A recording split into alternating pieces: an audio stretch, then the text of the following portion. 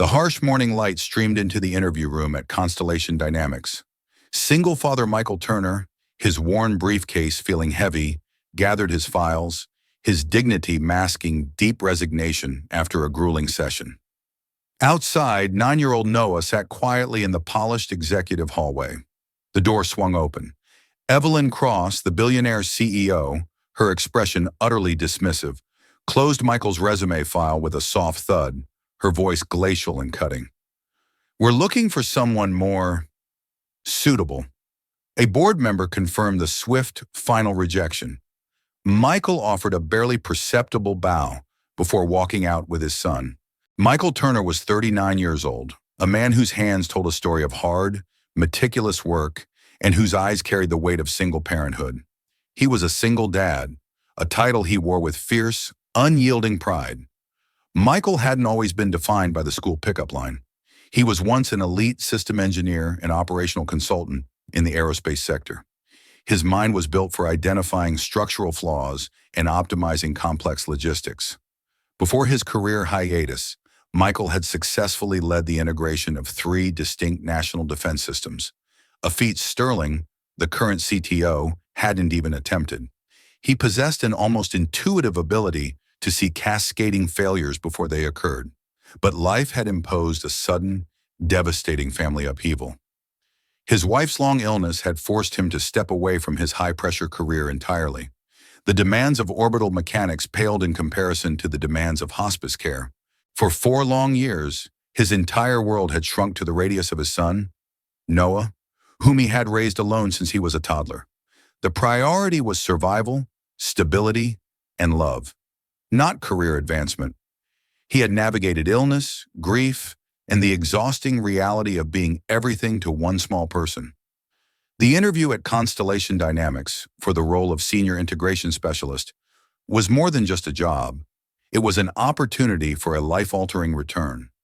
It was the financial stability Noah deserved and the intellectual challenge Michael craved to quiet his restless engineering mind. He had spent weeks preparing, dissecting Constellation's public reports and identifying systemic vulnerabilities others missed. Today he wore his best, albeit slightly worn suit, dressed simply yet professionally. Noah was there because there was no one else to watch him. A reliable full-time sitter was a recurring line item Michael couldn't afford, and the interview was scheduled during Noah's brief spring break. Noah, a quiet, perceptive boy, understood the gravity of the moment. He sat still and silent in the overly sleek hallway, drawing quietly a model of patience.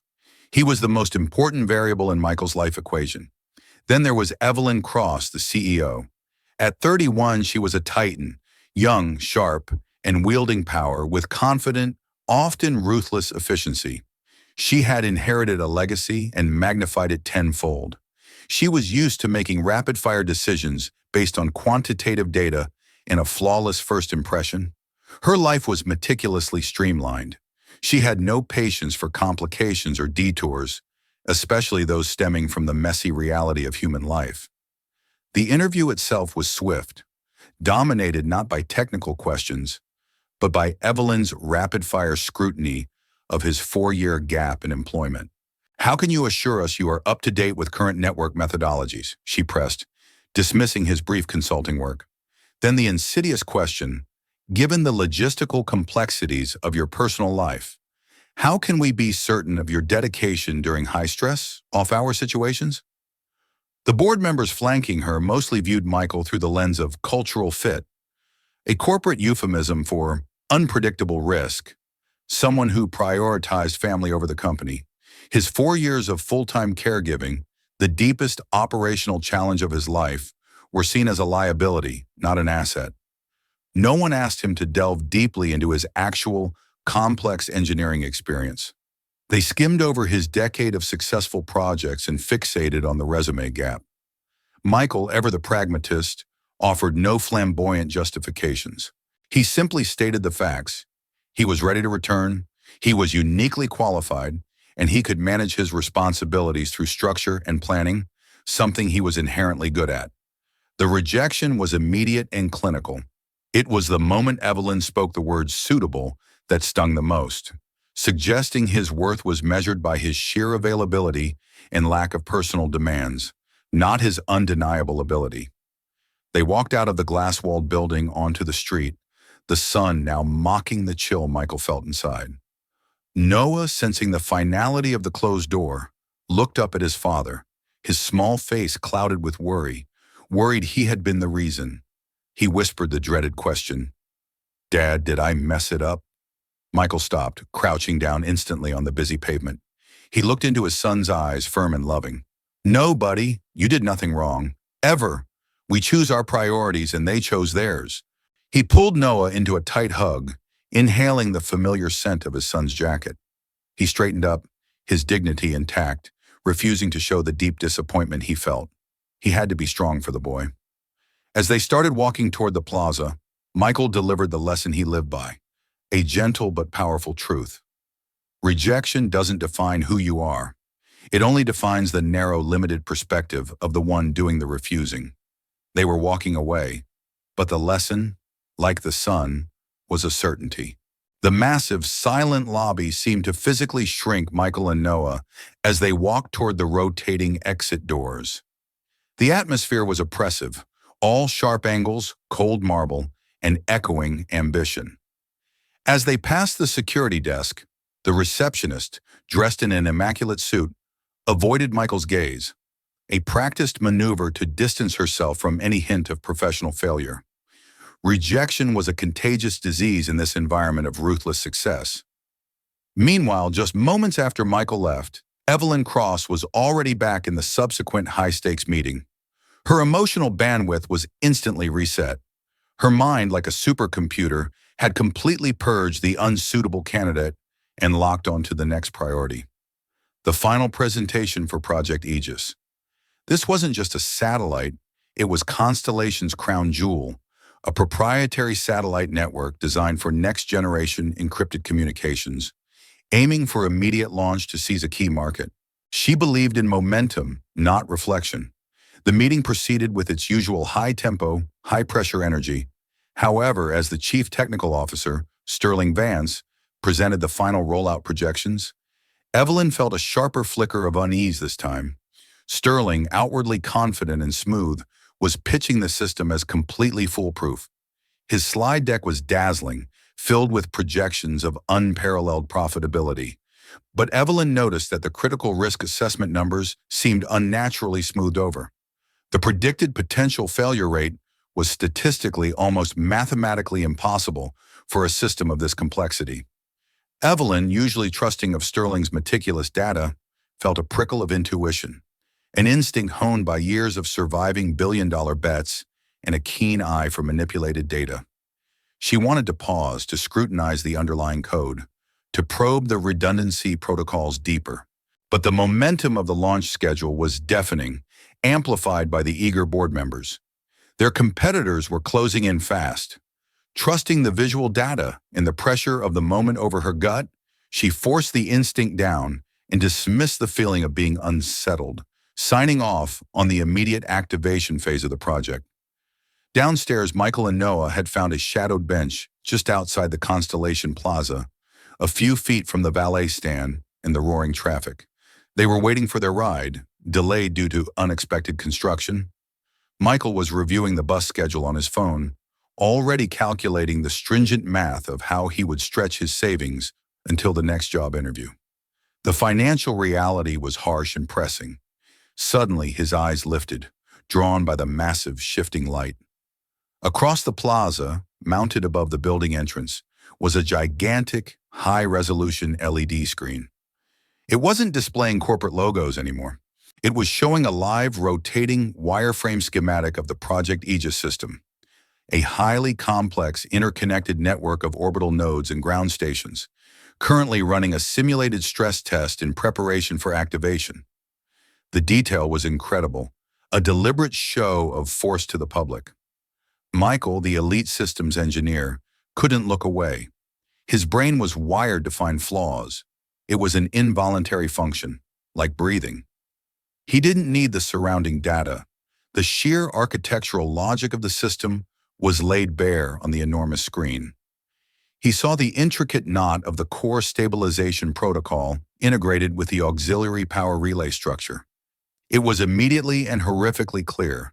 There was a serious, critical logic fault hidden within the displayed system diagram's core failsafe. The auxiliary power relay was correctly designed to kick in during a major stability loss, but its activation sequence depended on a single initialization flag. This flag was, in that specific structural configuration, guaranteed to be set only after the primary system had entered a state of irreversible, catastrophic failure. It was a redundancy system with a fatal dependency loop. If the main grid went down, the backup would wait for a final shutdown signal that the failing system could never deliver in time, resulting in both failing. It was a silent, looming time bomb. Michael stopped dead in his tracks, his body rigid. His hand tightened instinctively on the bus schedule. The engineer's ethical code screamed, urging him to return, to speak, to warn them about the multi-billion-dollar disaster he saw approaching. Noah tugged gently on his father's coat. "Dad, is the car here yet? It's cold." Michael's eyes shifted from the screen, where the fate of Constellation Dynamics hung in a glowing wireframe, to his son's anxious face. He remembered the coldness of the interview room, Evelyn's dismissive, judging gaze, the single cutting word, unsuitable. He remembered how they didn't care about his knowledge, only his perceived burden. The professional code warred fiercely with the deep personal sting of resentment and the instinct to protect his dignity. He was rejected. Why should he save them? He had decided he was not suitable to even look at their systems, let alone fix the flaws they couldn't see. He hesitated, his feet rooted to the pavement in a silent, agonizing debate. He could walk back in, become the hero, only to reinforce the notion that he was desperate for their scraps. Finally, he drew a slow, deliberate decision-making breath. He chose his son and his pride. He tore his gaze away from the disastrous schematic on the screen. He chose silence. He squeezed Noah's hand reassuringly, gave a decisive nod, and continued walking toward the curb, leaving the impending disaster to unfold, hidden only by the glass walls of Constellation Dynamics. If you'd like to see how this moment unfolds, you're welcome to subscribe and continue with us. Approximately 20 minutes after Michael and Noah disappeared from the plaza, the pre-launch sequence for Project Aegis was fully executed. The system, costing billions of dollars and years of development, moved from simulation to a live, minimal-risk test activation in preparation for full deployment. Almost instantly, the system began reporting anomalous, compounding feedback. Minor instabilities in the network nodes were detected, exactly as predicted during standard stress events, but the automatic self-correction protocols failed to compensate.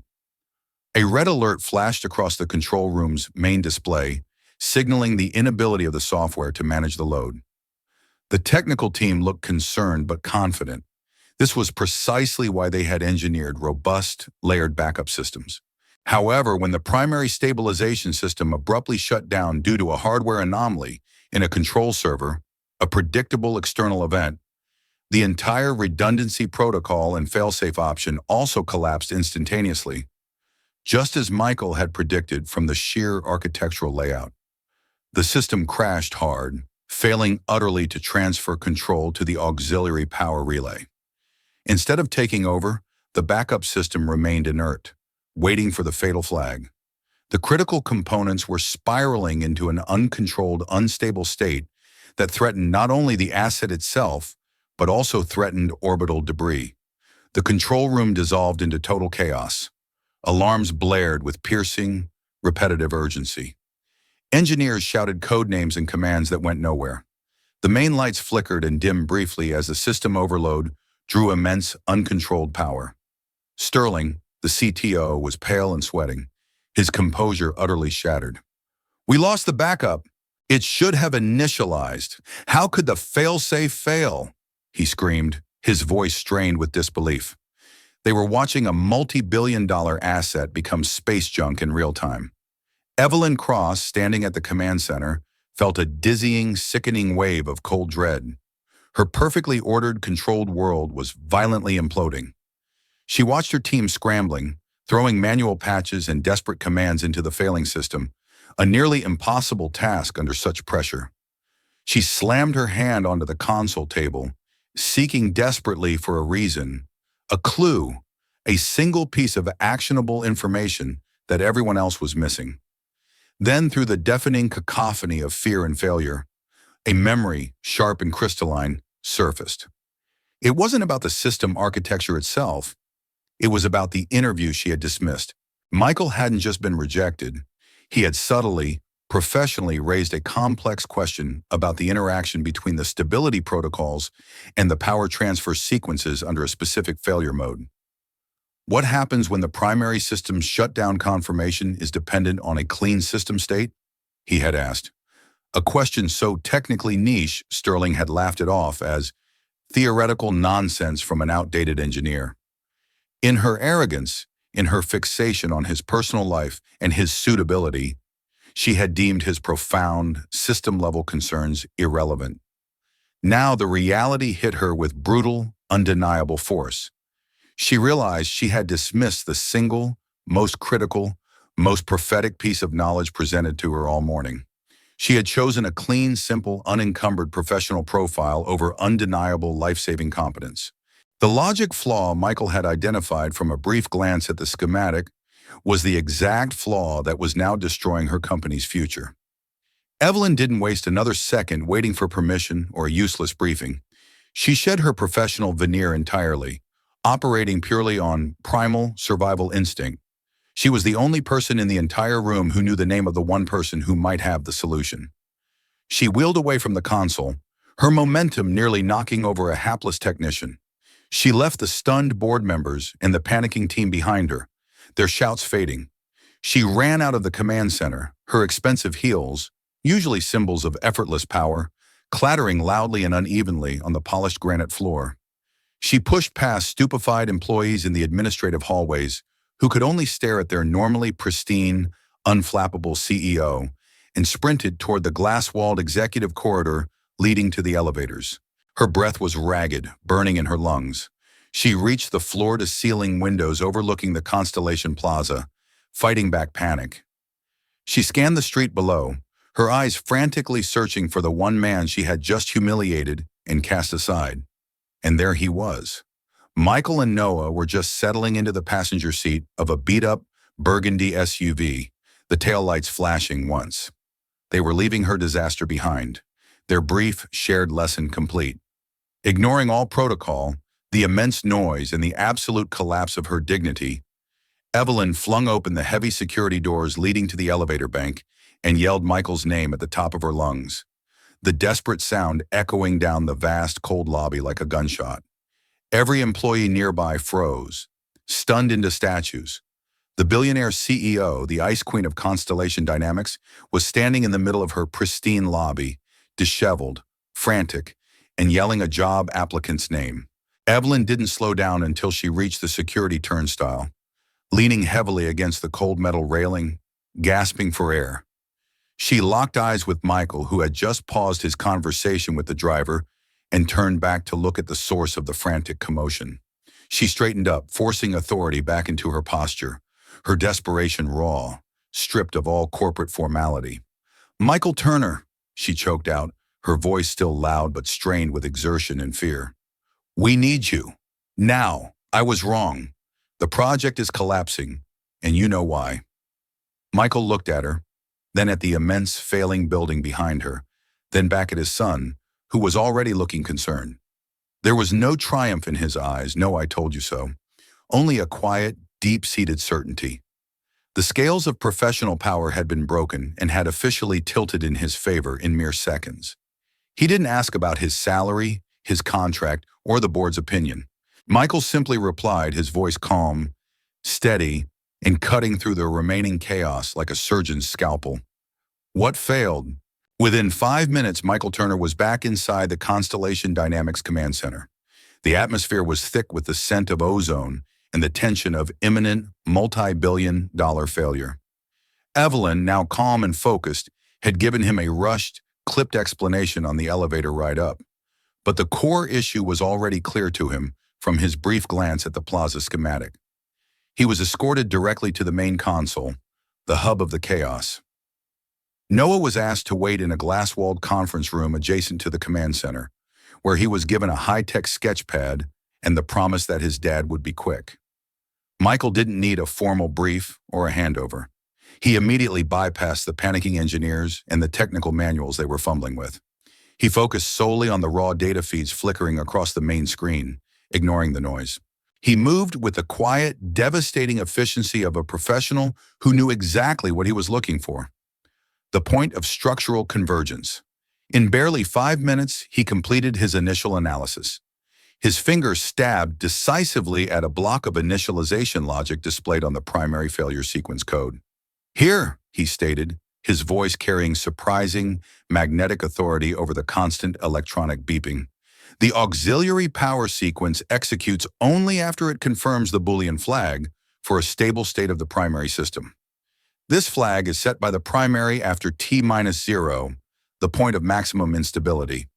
The backup system is checking it preemptively at T-1. It's an instantaneous dependency loop that prevents the relay from initializing. The backup system is waiting for an all-clear signal that the failing primary system can't give in that state." The entire team fell into a stunned, deafening silence. Sterling, the CTO, who had previously mocked Michael's complexity, leaned in, his face inches from the screen. He traced the code with a trembling finger, his eyes widening in horror and recognition as he finally saw the infinitesimal yet catastrophic error. It was a structural blind spot, a flaw so fundamental it had been overlooked by hundreds of eyes over months of testing. It was elegance in error. Evelyn stood directly behind Michael, arms crossed, completely silent. She didn't interrupt, she didn't question, she didn't try to dictate the fix. She simply watched the master at work, her cold exterior replaced by a deep, almost physical, manifestation of grudging respect. She had seen the raw power of true expertise. Michael quickly dictated the sequence corrections to the nearest engineer, a young woman named Zara, who was the only one quick enough to keep up. They were simple, elegant, and immediate logic bypasses. The dependency loop was broken, the initialization sequence corrected, and the auxiliary system was given a hard override command. The alarms immediately ceased, the sudden silence almost as alarming as the noise. The red alert turned to amber, then decisively to green. The system stabilized. The runaway components were brought under control. A major, catastrophic risk, the potential loss of the entire orbital network and a multi-billion-dollar failure, was prevented by a man they had rejected less than an hour ago. The tension slowly left the room, replaced by a wave of exhausted, disbelieving relief. In the ensuing quiet, no one mentioned the term suitable culture. The buzzwords of corporate homogeneity, lifestyle balance, and predictable work ethic had utterly evaporated. The only thing that mattered, the only currency that held absolute value in that moment, was pure, unadulterated competence. Michael Turner's technical genius had spoken, and when every other voice and system had failed, his quiet capability had saved the company. The immediate crisis had passed, and the Project Aegis system was safely running its revised protocols. The subsequent meeting was held not in the command center, but in a private, highly secure executive lounge, with Michael sitting across the large mahogany table from Evelyn and the visibly shaken, apologetic board members. The conversation had shifted entirely. Evelyn did not hesitate or delegate the difficult task. Before the entire board, she made a public, unequivocal statement of accountability. "Mr. Turner," she began, her voice now measured and respectful, devoid of its earlier chill or arrogance. "I owe you a profound professional apology. Your concerns in the interview were valid. Your analysis of the catastrophic flaw was immediate and precise, and your skill saved constellation dynamics from a multi-billion-dollar failure. I was short-sighted and prejudiced in our initial assessment of your application." She made no attempts to blame the circumstance or the external pressures that day. It was a clear, complete acceptance of her error in judgment and a powerful show of leadership. Evelyn then immediately moved to the offer, looking Michael straight in the eye. She formally proposed a position as Chief Operational Strategist, a newly created role reporting directly to her, with a salary that reflected his undisputed value, a figure 3 times what he had initially applied for, plus a substantial signing bonus. Michael listened carefully, his expression neutral, his dignity his greatest shield. He did not jump at the offer or show excessive enthusiasm. His focus remained, as always, on his son and his family commitments. He looked directly at Evelyn, setting the boundary that defined his life. "I accept the role, Miss Cross," Michael said calmly, the confidence in his voice absolute, "on the condition that my schedule offers the full, absolute flexibility I require to maintain my family life. My primary responsibility is, and will remain, my son. That is non-negotiable." Evelyn met his gaze, the new deep respect shining clearly in her eyes. The deal was no longer about her needs, it was about his terms. "The position is yours, Mr. Turner, with all the flexibility you require. Welcome to Constellation." Across the glass partition of the conference room, Noah smiled, a wide, proud grin, sketching a rocket ship launching successfully on his pad. He had known his father was the smartest, most capable man in the world, and now finally, the corporate world was catching up to that truth. Michael and Noah left the glass tower once again. This time the mood was entirely different. The security staff nodded with deference, and the receptionist offered a genuine, nervous smile, having witnessed the chase and the rescue. The massive glass doors swung open before them, welcoming their departure and their future. They walked onto the plaza, not as a rejected applicant and his burdensome son, but as the company's indispensable asset and his family. As they walked out into the plaza, Michael stopped one last time and placed his hand firmly on Noah's shoulder. He looked back at the immense building, at the wealth and power it represented, and then back at his son. His final, powerful lesson resonated with the wisdom of experience. "Never beg to be chosen, son. Always know your value." They had walked away when they were rejected. They had returned only because they were desperately needed. Michael knew now that sometimes the people who reject you will ultimately be the ones who have to run after you. Quiet dignity and undeniable worth always find their moment. If you believe stories like this deserve to be told, leave a comment and subscribe. Quiet dignity always finds its moment.